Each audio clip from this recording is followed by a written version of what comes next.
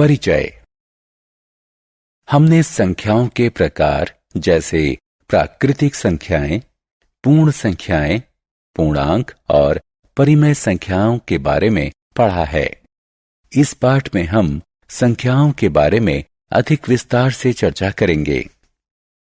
त्रिभुजाकार संख्याएं 3, 6, 10, वर्ग संख्याएं 4, 9, 16। उद्देश्य। इस पाठ के अंत में आप निम्न करने में सक्षम हो जाएंगे: 2 अंकों की संख्या को व्यापक रूप देना और उसे पलटना। 3 अंकों की संख्या को व्यापक रूप देना और उसे पलटना। व्यापक रूप में लिखी संख्याओं की पहेली को सुलझाना। किसी संख्या की 2, 3, 5, 9 और 10 से विभाज्यता जांचना। व्यापक रूप में संख्याएं। आइए एक संख्या 32 लें और उसे इस रूप में लिखें।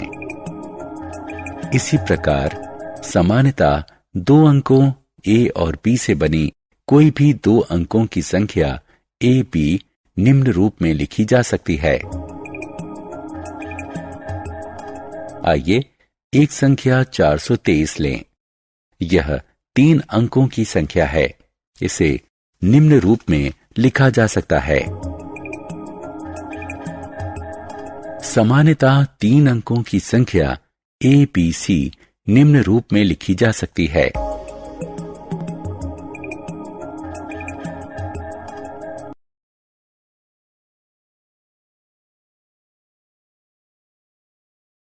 संख्याओं के साथ खेल। अंकों का पलटना। 2 अंकों वाली संख्या। सामान्यतः b2 जमा 8a बराबर 177। यदि हम दोनों संख्याओं का योग करें तो हमें प्राप्त होता है 177। प्राप्त योग सदैव 11 का गुणज है। यदि हम योग को 11 से विभाजित करें तो भागफल है 62a, जो कि चुनी गई संख्या 5 गुणा a के अंकों का योग है। सामान्यतः 2 अंकों की संख्या a बराबर 0 या a बराबर 5 के अंकों को पलटने पर हमें प्राप्त होता है b बराबर 1, 15 गुणा 15 बराबर 125। इसलिए a बराबर 5 और b बराबर 2। यदि इकाई का अंक दहाई के अंक से बड़ा है, प्राप्त संख्या 9 से विभाजित होगी, अतः शेषफल 0 है।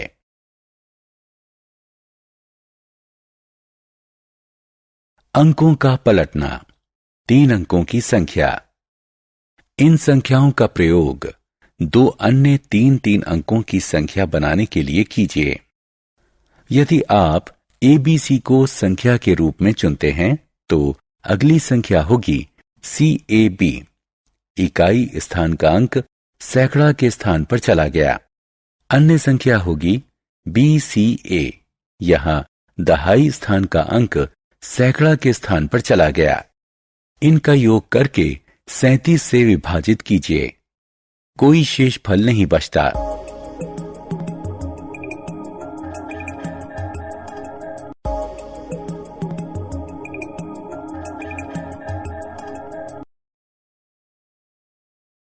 अंकों के लिए अक्षर।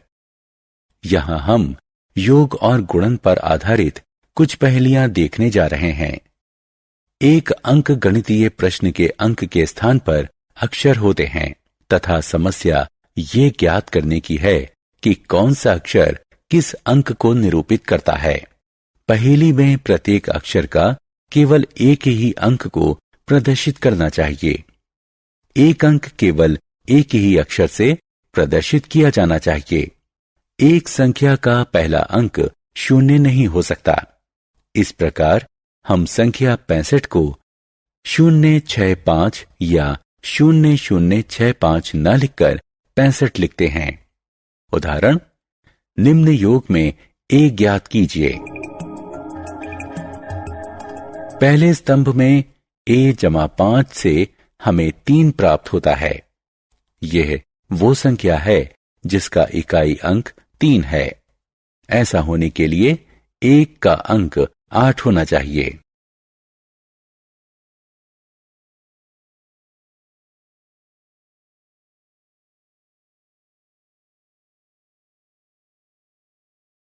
उदाहरण, निम्नलिखित योग में a और b ज्ञात कीजिए। इकाई के स्तंभ में 2 जमा a से हमें 7 प्राप्त होता है। इसका अर्थ है कि a का मान 5 होना चाहिए। दहाई के स्तंभ में b जमा 8 से हमें 17 प्राप्त होता है।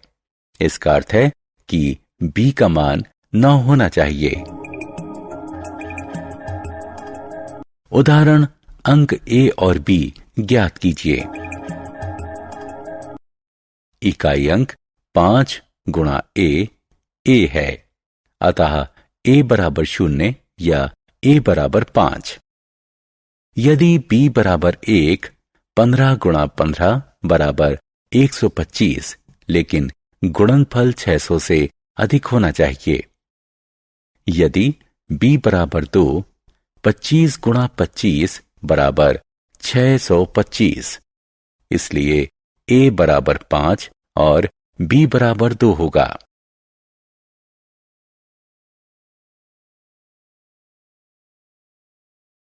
दस द्वारा विभाज्यता। 10 के गुणजों पर विचार कीजिए। ये हैं 10, 20, 30, 40। 10 के अगुणज ये हैं 23, 31, 42, 55, 69 इत्यादि। यदि किसी संख्या का इकाई अंक 0 हो तो वह संख्या 10 का गुणज होती है। यदि इकाई अंक 0 ना हो तो वो संख्या 10 का गुणज नहीं होती। कोई संख्या PQR लीजिए। P इकाई स्थान का अंक है, Q दहाई स्थान का अंक है और R सैकड़ा स्थान का अंक है। क्योंकि 10, 100 इत्यादि 10 से विभाज्य हैं, इसलिए 10Q, 100Q इत्यादि भी इससे विभाज्य हैं। जहां तक अंक R का प्रश्न है, यदि दी गई संख्या 10 से विभाज्य है तो यह 10 से अवश्य ही विभाज्य होना चाहिए। ये तभी संभव है जब R बराबर 0 हो। 5 द्वारा विभाज्यता। 5 के गुणज हैं 5, 10, 15, 25 इत्यादि। इकाई स्थान का अंक या तो 5 है या 0। यदि किसी संख्या का इकाई अंक 5 या 0 है तो वो 5 से विभाज्य होगी। आइए इस नियम की व्याख्या करें। किसी भी संख्या PQR को इस रूप में लिखा जा सकता है। क्योंकि 10, 100 10 से विभाज्य है, इसलिए 10Q, 100Q इत्यादि भी इससे विभाज्य हैं, जो कि 5 से विभाज्य हैं, क्योंकि 10 बराबर 2 गुणा 5 होता है। जहां तक अंक R का प्रश्न है, इसे अवश्य ही संख्या 5 से विभाज्य होना चाहिए। अतः R या तो 0 होगा या 5।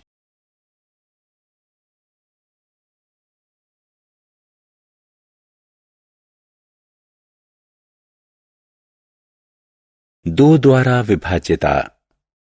2, 4, 6, 8, 10, 12, 14, 16, 18, 20, 22 इत्यादि सम संख्याएं हैं। 3, 5, 7, 9, 11, 13, 15, 17, 19, 21 इत्यादि विषम संख्याएं हैं। कोई भी प्राकृतिक संख्या सम होती है यदि उसका इकाई अंक 2, 4, 6, 8 या 0 हो। कोई संख्या विषम होती है यदि इकाई अंक 1, 3, 5, 7 या 9 हो। यदि इकाई अंक 0, 2, 4, 6 या 8 हो तो ये 2 से विभाज्य होता है। कोई संख्या PQR 100P जमा 10Q जमा R रूप में लिखी जा सकती है। 100P 10Q 2 से विभाज्य है क्योंकि 100 और 10 2 से विभाज्य हैं। जहां तक अंक R की बात है, यदि संख्या 2 द्वारा विभाज्य है तो इसे भी 2 द्वारा विभाज्य होना चाहिए। इसलिए R को 0, 2, 4, 6 या 8 होना चाहिए क्योंकि तभी यह संख्या 2 द्वारा विभाज्य होगी। 9 और 3 द्वारा विभाज्यता। 10, 5 और 2 द्वारा विभाज्यता में हमने केवल इकाई अंक का प्रयोग किया। हमें अन्य अंकों की चिंता नहीं थी। विभाज्यता की जांच केवल इकाई अंक से होती है। 9 द्वारा विभाज्यता की जांच करने के लिए आइए एक संख्या 2689 लें।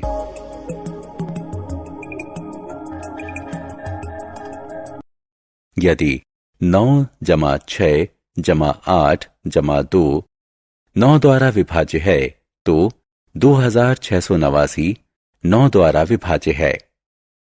कोई संख्या n 9 द्वारा विभाज्य होती है यदि उसके अंकों का योग 9 से विभाज्य होता है, अन्यथा ये 9 से विभाज्य नहीं होती। कोई संख्या n 3 द्वारा विभाज्य होती है यदि उसके अंकों का योग 3 से विभाज्य होता है, अन्यथा यह 3 से विभाज्य नहीं होती। संख्या PQR पर विचार करें।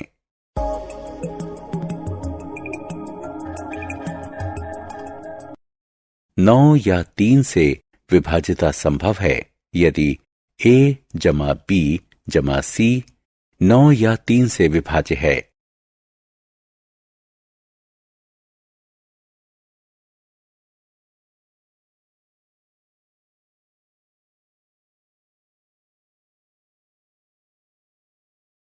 उदाहरण 1, 2, 3, 4, 5, 6, 7, 8 की 9 से विभाज्यता की जांच कीजिए।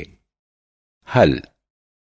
अंकों का योग है 1 जमा 2 जमा 3 जमा 4 जमा 5 जमा 6 जमा 7 जमा 8 बराबर 36।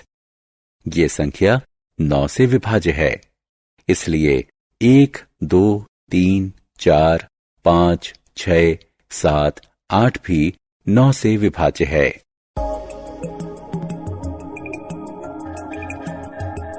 उदाहरण 2, 8, 5, 7, 5, 1 की 9 से विभाज्यता की जांच कीजिए। हल। अंकों का योग है 2 जमा 8 जमा 5 जमा 7 जमा 5 जमा 1 बराबर 28। 28 9 से विभाज्य नहीं है, इसलिए ये संख्या 9 से विभाज्य नहीं है।